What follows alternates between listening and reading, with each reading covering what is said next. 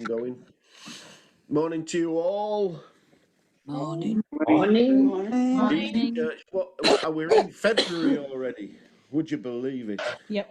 February the 7th. Good grief. February.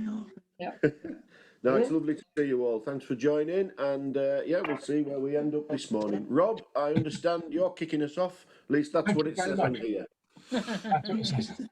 It must be true then.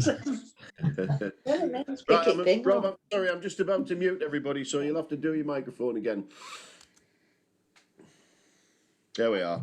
Thanks, Kev. Well done. Thank you. Morning all. Lovely to see you. Yes, there's a few flakes here in sunny Renthorpe. My wellies are in the car along with my shovel, just in case. This week saw the laying to rest of Frederick Albert George Mudge, age 92. A grand age, and we celebrated his funeral over the internet because it took place in Llandaff Cathedral in South Wales. You won't know him, you'll never heard of him before, but between my 7th and 17th birthday, he was my church minister in St. Dochdewey's Church in the village of Llandoch. Repeat that if you can. You're going to need to clean your screen now, Rob. Yeah. That's what happened to Ron. Between the hymns and the words of comfort, we were invited to remember those moments of connection that we had with him. And I can remember that moment of being introduced to Mr. Mudge and was concerned why people were calling him Fag. And it wasn't until I realized that the choir, yes, I was part of the choir, Frederick Albert George, Fag, and all the choir members called him Fag Mudge. It was quite a remarkable moment. And we have these memories of him playing tag with us after choir practice, running and jumping over the gravestones between the trees, trying to catch us in full clerical garb. And yet when we were asked at the funeral to remember why it was that we had that connection, it was because of the great Christian faith journey that he led me on. He was someone who shone his light into my life as a young teenager. A very, very special person. And this last week, we've been celebrating, and certainly our friends within the Church of England have been celebrating what's called Candlemas Day, the Christian Festival of Lights. It happens kind of roughly 40 days after Christmas or thereabouts. And it's sort of between the shortest day of Christmas and spring. And in scripture, we hear about Candlemas because it's when Mary and Joseph take Jesus to the temple for two reasons.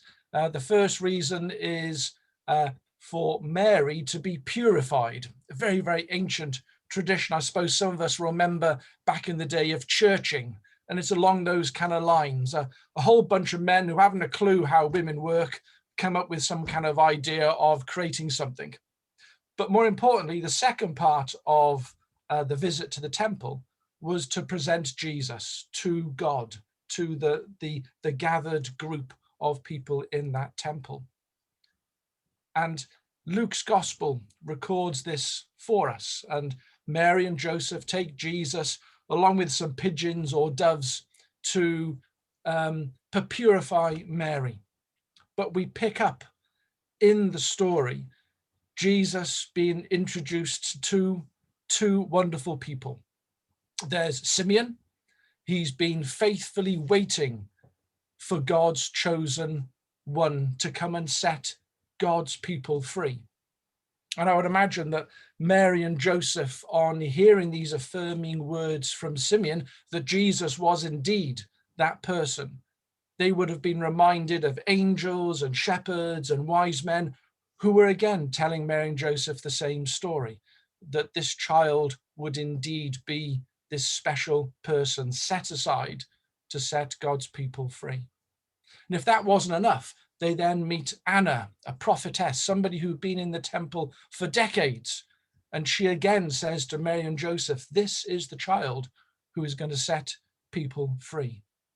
Now, I don't know if you've ever thought about how it must have felt for Simeon and Anna to have been in this temple for decades, 40, 50, 60 years, waiting for this moment. And it's a kind of moment where, if you're a fan of One Foot in the Grave, Victor Meldrew, you can imagine him saying, you got to be kidding. We've been waiting here for decades. And now you decide, God, to present us with the Christ child at the end of our lives. You can imagine, I would have thought I would have been quite angry by this. But no, Anna and Simeon are just so excited, so blessed to feel as if they had seen the Jesus who was going to set their people free. Simeon captures the moment in Luke's gospel where he says in verse 32, Jesus will be the light for all of God's people. They, Simeon and Anna, were so positive, so affirming, so inspirational to Mary and to Joseph. They were the same as Fag Mudge was to me, someone who was a person of light, who shone their goodness into a situation. Our question, our thinking today is, what makes a person of light? And Tim's going to give us some insight into this. Thanks, Tim. Thanks, Rob. Morning, everybody. Yes, as you noticed, there are 2 cameras in the Baker household today. That's for a very simple reason, that Martha is perfectly capable of worshipping God and being at church and multitasking and listening to all that's going on, but I am not. I'm not very good at parenting and also talking, so I've momentarily nipped downstairs to talk to you all. What makes a person of light?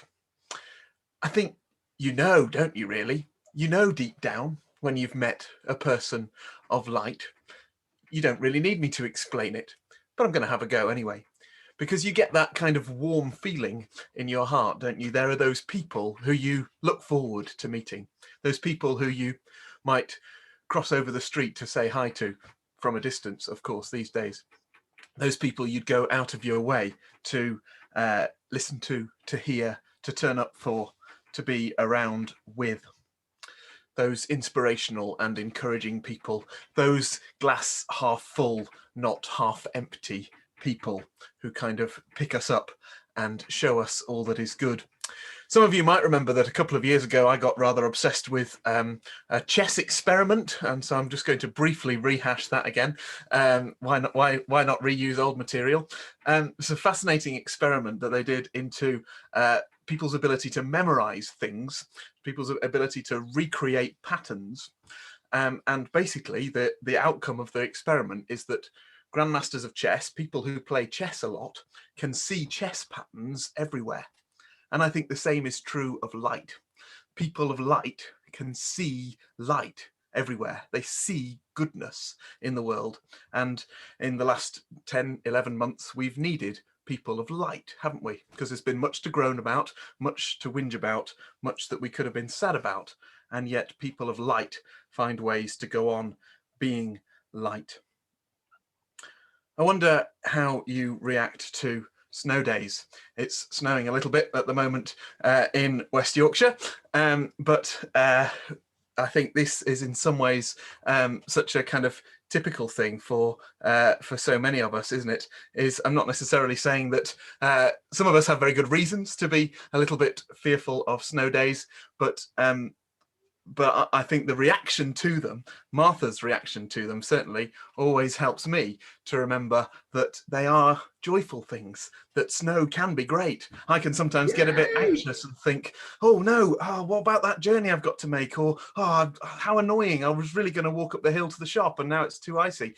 But actually, let's just build a snowman and enjoy the snow. Those light people who show us that life is a bit like a snow day. You can choose whether to get stressed about it or just build a snowman. Positive people full of integrity. and that there's a, I suppose the danger of what I'm saying is that there's a very twee version of this, isn't there? There's a very unhelpfully sort of twee version of being a person of light, which is all sort of happy and cheery and smiley and fake, and not really engaging with what's really going on. As we were talking and sharing about what we might say today, we were reflecting a little bit on that sentence, "Have a nice day," which is sort of, it's a kind sentence, isn't it? And it usually comes from a nice place, but actually somebody telling me to have a nice day doesn't make my day any nicer. But somebody engaging with me, talking to me, listening to my story, finding out where I'm at, offering a helping hand, that does, and that does transform us. So let's steer clear of those twee ways of being people of light and be drawn to the other ones. Kev told us a great story of a well-rehearsed kind of urban myth almost of a blind man who's in a hospital, and the person in the bed next to him in hospital, every day the blind man wakes up and asks him to describe what's going on in the window. In fact, the person in the bed next to him offers to describe what's happening outside, so that the blind man can just have a bit of a sense of where he is. And each day this neighbour, this hospital neighbour, describes a scene, describes some of the everyday things of life, tells the blind man about the weather and the people who are walking past. And then what emerges at the end of the story is that actually the hospital window just looks out on a brick wall and there's nothing there. But this person of light, this neighbour of light, has found a way to bring a little bit of joy. Thinking about Candlemas and being people of light reminded us also of Simeon and Anna, who Rob's just talked about a little bit. And a good friend of mine used this quote recently, which helped me to think a little bit about what being a person of light might mean. That discipleship is a long obedience in the same direction. It's a quotation from Eugene Peterson, and it seems to summarize so much of what Simeon and Anna stand for, that long journey of discipleship, but also that that's perhaps what all of us live through, this long journey of life. And we have the choice about whether we whinge about how long it is, or whether we take it as an opportunity to show long obedience in the same direction. One more quote for us. Recently, Pope Francis encouraged us to say, by saying that the Lord does not call us to be soloists, but to be part of a choir that can sometimes miss a note or two, but must always try to sing in unison.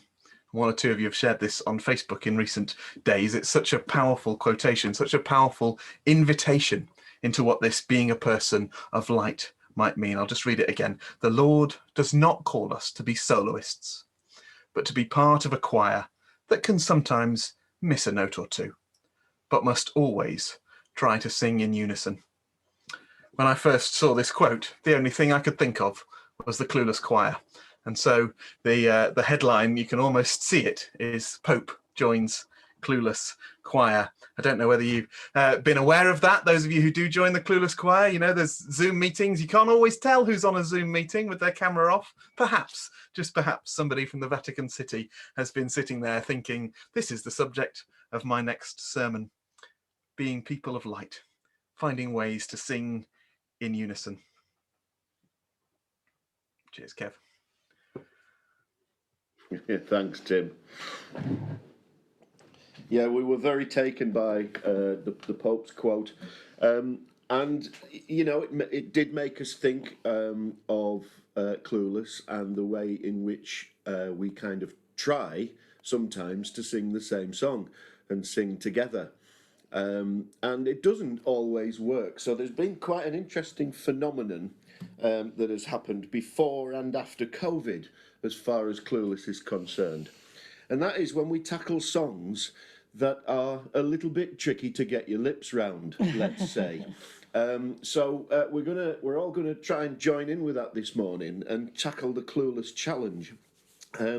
the clueless people on screen will certainly know these songs and will have remembered the time when we first tried to sing them together. And if the Pope is saying that we can always try to sing in unison, I'm really glad he says try, because sometimes it just simply doesn't come off. And some of these songs are a real challenge. So we're going to go for it this morning. We're going to go for the Clueless Challenge for a couple of songs that we've tried to sing. Now, this first one, we did actually tackle in the flesh prior to the Clueless lockdown last year. It's a song where, quite frankly, the best advice is if you've ever done scuba diving, the good way is to take one breath before you sing, and then, because you won't really get another chance by the time the end of the 5 verses have happened. It's a song by the immortal Irish legend Val Doonican, and this is Paddy McGinty's Goat. Yes, exactly. Oh, here we go. Now then, so good luck is now. I'm going to try and play it a little bit slower to give us all a chance. But then again, you see, I'm still. You might not be able to take a breath, so it could be really, really tricky. He always says he's going to do it slower, and then he speeds up. Yes, this is absolutely true. The Lord doesn't call us to be soloists, but to be part of a choir that can sometimes miss a note or two, so it's okay, but must always try to sing in unison. Now, the interesting thing about doing Clueless on Zoom, and we're about to get that experience now, is frankly, it doesn't matter how much of a mess you make of it. As long as we're all trying to sing in unison, we can see the joy on the faces across the screen.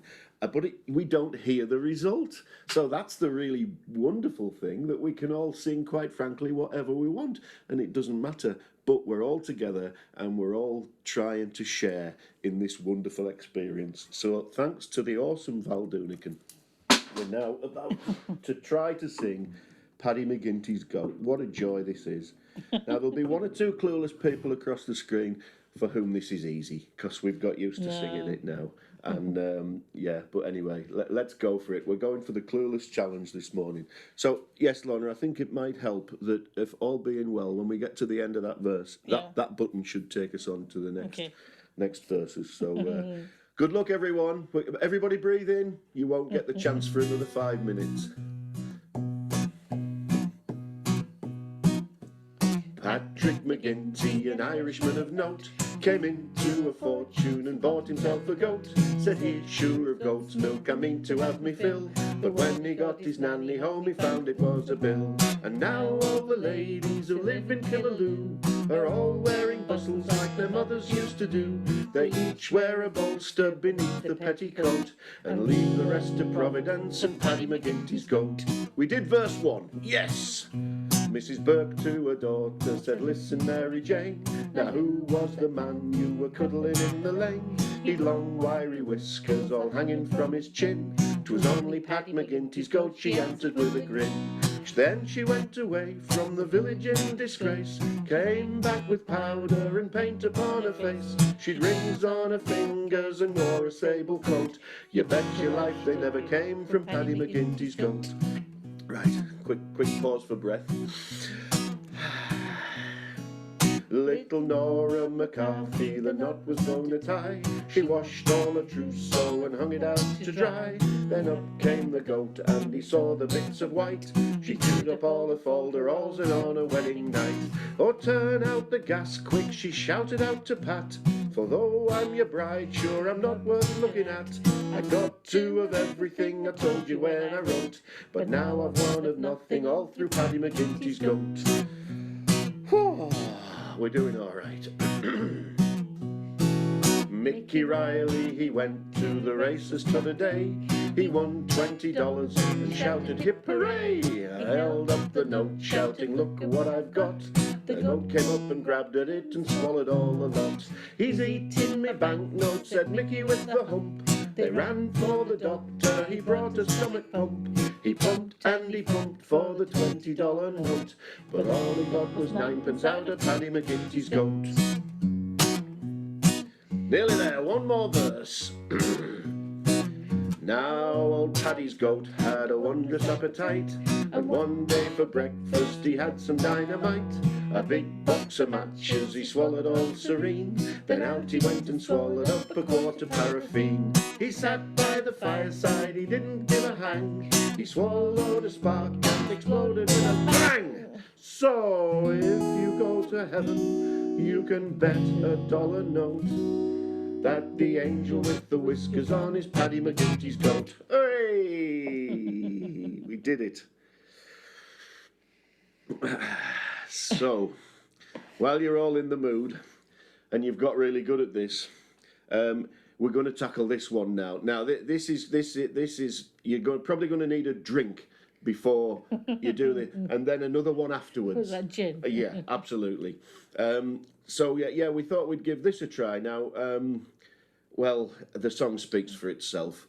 Good luck as we go for the song made famous in the movie Grease, We Go Together. Wait a minute, let's remind ourselves of His Holiness's quote. We may miss a note or two, but we must always try to sing in unison. Here we go. We go together like Rama-lama, lama-lama, lama-dee-ding-dee-dong, remembered forever. Shoo-bop, shoo-waddy-waddy, yibbity-boom-de-boom, chang-chang, chang-chang-she-bop. That's the way it should be. Wow, yeah. We're one of a kind, like dip-de-dip-de-dip-dibbity-boopy-doo. Whoops, our names are signed. Boogity-boogity-boogity-boogity, shoo-bity-wop-de-wop. Chang-chang, changity-chang-she-bop. We'll always be like wow, wow, wow. When we go out at night, the stars are shining bright up in the skies above. Or at the high school dance, when you can find romance, maybe it might be love. Rama-lama-lama-lama, dimmity-ding-dee-dong, shoo-bop, yibbity-boom-de-boom. We go together like Rama-lama-lama-lama, dingity-ding-dee-dong, remembered forever. Shoo-bop, shoo-waddy-waddy, yibbity-boom-de-boom, chang-chang, changity-chang-she-bop. That's the way it should be. Wow, yeah. Marvellous. Now then, did you all enjoy that?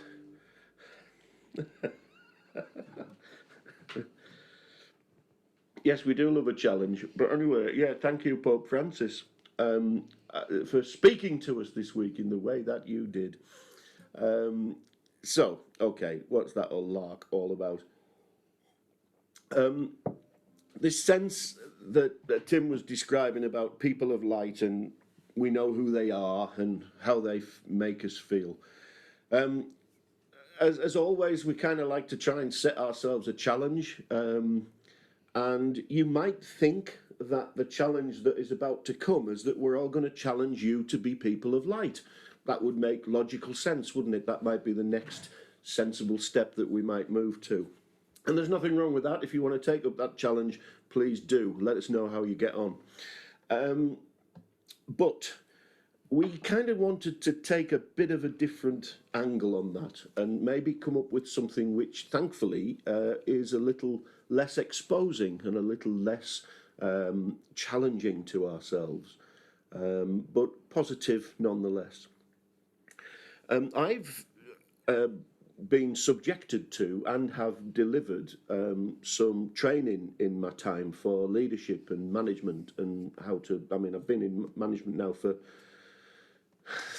83 years now, 35 years, I think now. And there is a truism that came out of not only the training that I went through and gave, but also just my personal experience of what leadership and management is all about. And that truism is that the way in which a leader behaves will eventually, whether the leader likes it or the people they are leading like it, will be displayed by the people that follow that leader. And And when you think that through, it is quite a powerful thought. And I've seen it to be true. So if as a leader you are angry and grumpy and table thumping and autocratic and nasty and aggressive with the people that you are leading, an observer would note that in time, in weeks and months, the people that that leader is leading will start to exhibit those behaviours, whether they like it or not. That's the powerful thing about it. No one chooses this, but it happens naturally. People get used to seeing the behaviour coming from those that are leading them and managing them, and they start to exhibit. Now, the opposite, of course, is true. If you manage with calm and you manage with compassion and with fairness and with a peaceful approach and all that kind of lovely stuff, then eventually the people that you are will also start to exhibit those behaviours. It is something that is often a lot of new leaders, young leaders, don't get that. I think they can behave how they want and expect the people that they're leading to behave in ways that they would rather they did, rather than necessarily what they're showing. And the same lesson is completely true of parenthood. Maybe we've all had those moments, and there are two of them here, moments when as an adult you suddenly start behaving in a way that one of your parents did and it stops you in your tracks and you think, oh, hang on a minute, I wasn't expecting that, and where did that come from? But the opposite is also true when as a parent you see your children displaying behaviours that you know came from you. Now, sometimes that's a good experience and sometimes it isn't. But it's exactly, yeah, there are some grimaces across the screen right now. But this is an important message, lesson, truism that we could do to bear in mind. And so when we were thinking about people of light today, rather than sort of point the finger at us all, and we always include ourselves in the challenge, don't ever be wary of that, to challenge ourselves to go out there and be people of light, maybe we take a slightly different approach. And our challenge today is actually to try to go out there and surround yourselves with people of light. Who are you spending your time with? Are they people that are doing you any good? Yeah, nobody. Yeah, okay, interesting challenge for lockdown. But we are spending time with people, however we're doing it. But who are they? Are they the people that are doing you good? Sometimes, sadly, we're drawn to people that don't necessarily do us very much good psychologically. That's a bit of the human condition on show there. But maybe we take as our challenge this week to consciously think about the people we spend in our time with and consciously try to surround ourselves with the people of light in our lives, because it will do us good. It will do us good automatically, whether we like it or not. Think about those people of light in your lives and surround yourself with them. Be encouraged by them and who they are and what they do. Be influenced by them. Allow yourself to be influenced by them. Be inspired by them. Be fired up by them. Be changed by them. Let your life be a reflection of all of the people of light in your lives. So I want to just share something now. As we've mentioned Clueless Chorus already, we've made no secret of it, Lorna and I. Our Monday evenings are a very, very important moment in our week, because ever since lockdown, we decided to try and keep Clueless going, which, when we learned about Zoom, seemed like a silly idea, a choir when you can't hear each other sing, but yet it's turned into a beautiful occasion every week when 20 or however many, 25 of us get together and share that little moment in the week when we're together and we're having a laugh and we're trying to get our lips around ranga langa namandangi shangity bumdy bum. But we on those Monday evenings, I know personally, I can say that I am surrounding myself with people of light in my life. It's a fantastic occasion. It's something that's very, very positive. And I think really through what's becoming the last year, it's been, and many of us have shared the same thing, it's been a lifeline for us all. Now, Lorna and I are part of a writing group, which we started just before COVID struck at the back end of 2019. And we are producing pieces of writing in one form or another every month. And we give ourselves a topic and then see what happens. And we were given a topic of family one month, and I wrote a song called A Family Affair, which was about the Clueless Chorus and the goodness and the wonderfulness that I feel in those Monday evening encounters and in the kind of continuity in relationships that we have. So I'm going to share that now, but I wondered if whilst I was doing that, if we just take a few minutes to think about the people of light in our lives and think about whether or not we're doing all we can to expose ourselves to time with those people of light in our lives, the people who do fire us up and make us feel good, and the people from whom we receive love and compassion and we feel able to share love and compassion with. So you can listen, or you can just let it all wash over you as I sing this song called A Family Affair, which was all about my experience with the Clueless Chorus. And we think about taking up that challenge now of looking for and seeking out the people of light in our lives and letting them have a good effect on us.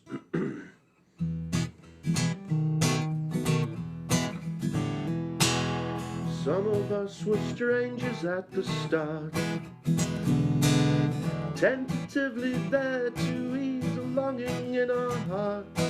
We want to sing out strong, we've been held back for so long by people saying we couldn't play our part. So we all long to have a place where we could be simply that, be ourselves and not be laughed at constantly. Don't have to worry about how it sounds, then our confidence abounds. Together we can set each other free. Welcome to our family affair.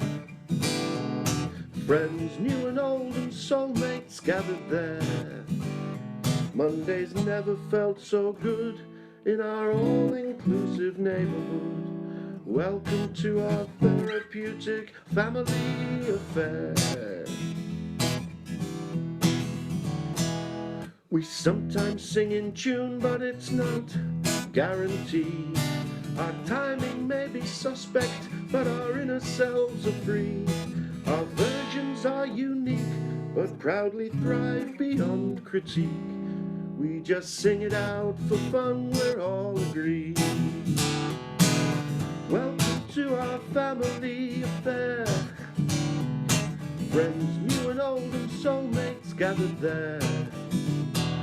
Mondays never felt so good in our all-inclusive neighborhood. Welcome to our therapeutic family affair. It's a circle where compassion can be found. There's honesty and freedom on this common ground, something that others rarely see. Here I can dare to be me. When we're gathered, it's simply the most beautiful of sound. Welcome to our family affair. Friends new and old and soulmates gathered there. Mondays never felt so good in our all-inclusive neighborhood. Welcome to our therapeutic family affair.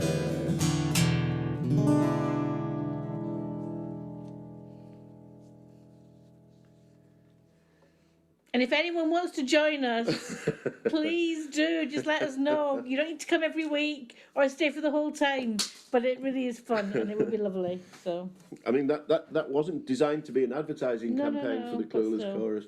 But I think the key thing for me was that when the word family was put forward as the topic, my thoughts went nowhere else. It's been really quite joyful to I mean, we've been going for some years, and it was fabulous to meet in person. It will be fabulous to meet in person again.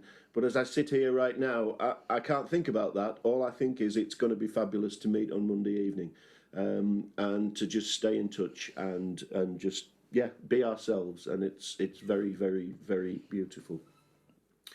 So there's one little corner of our world where I feel we're surrounding ourselves with people of light, but we can do more of it. We can, and the pandemic shouldn't stop us. And I think that is really, really important. I wanted to almost close, because Rob's going to kind of finalise things for us this morning, but I wanted to almost close just by sharing some words from Paul.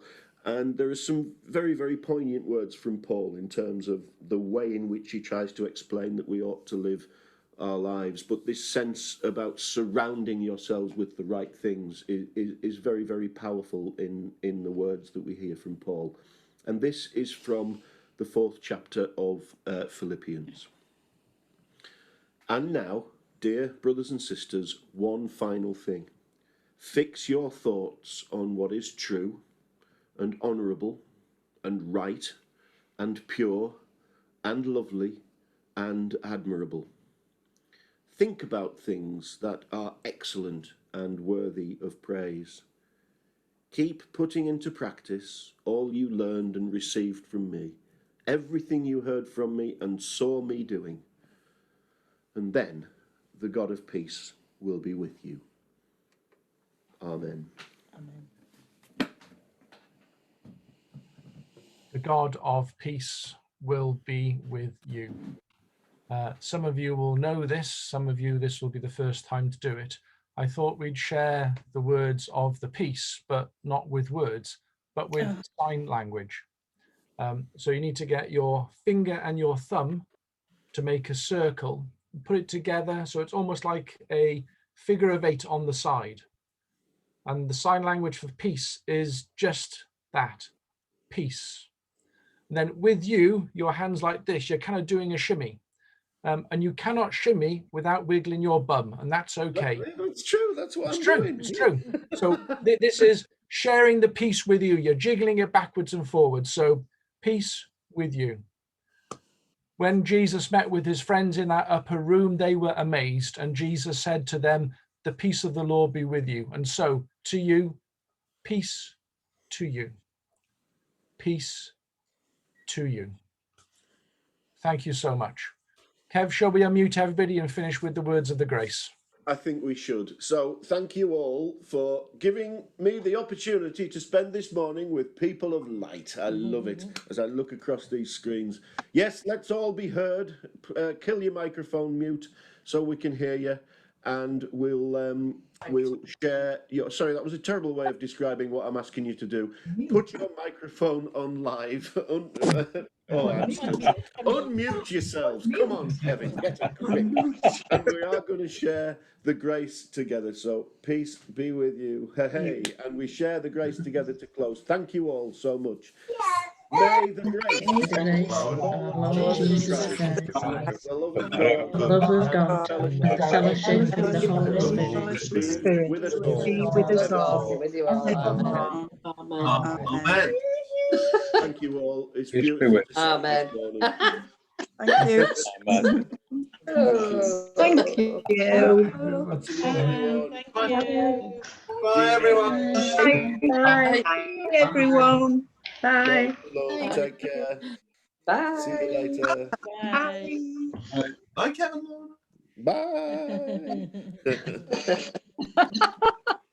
Bye.